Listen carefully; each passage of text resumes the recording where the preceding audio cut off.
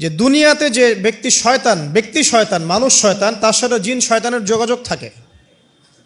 বিশ্বাস করেন না? দুনিয়াতে যে ব্যক্তি মানুষ শয়তান, তার সাথে জিন শয়তানের যোগাযোগ থাকে।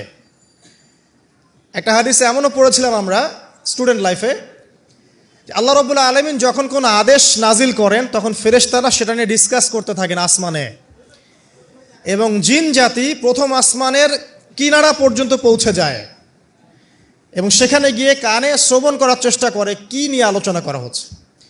যদি কোনো একটা সংবাদ তাদের কান পর্যন্ত চলে আসে, তাদেরকে বিতাড়িত করার জন্য আল্লাহ রাব্বুল আলামিন উল্কাপিণ্ড ছোড়েন। ওখানকার ফেরেশতারা আছেন, তারা অগ্নিশিখা নির্বাপন করেন। সূরা সফফাতের প্রথম দিকে পড়ে দেখবেন।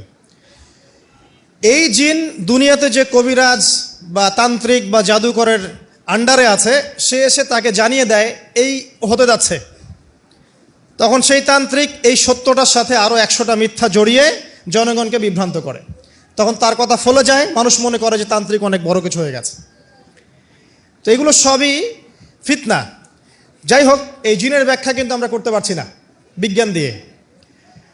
নবী করিম সাল্লাল্লাহু আলাইহি ওয়াসাল্লাম বলেছেন, এক শ্রেণীর স্পেশাল ফেরেশতা আছেন যারা দরুদগুলোকে সংরক্ষণ করেন। আমরা যে কথাগুলো বলছি রেকর্ড হয়ে যাচ্ছে না? আজকে থেকে 100 বছর 200 বছর আগে মানুষ এটা কল্পনা করতে পারত? আমরা এখন যেখানেই মুভ করছি, সিসি ক্যামেরা, ভিডিও, এটা সেটা, স্যাটেলাইট, এগুলো আছে না? আজকে থেকে 300 বছর আগে মানুষ এগুলো বিশ্বাস করতে পারত?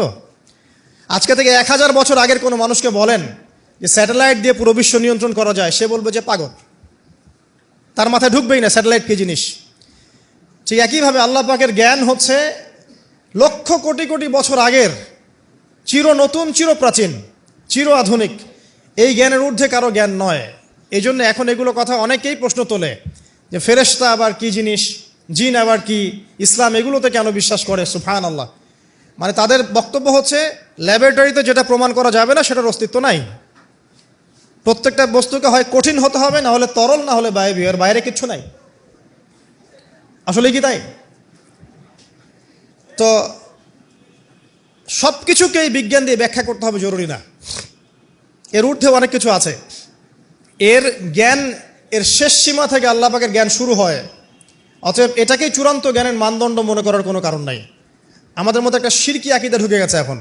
এটা একটা শিরকি আকীদা। সেটা হচ্ছে যে কোনো বিষয় যদি বৈজ্ঞানিকভাবে প্রমাণিত না হয়, কোরআন সুন্নাহয় থাকলেও মনে করি এটার অস্তিত্ব নাই।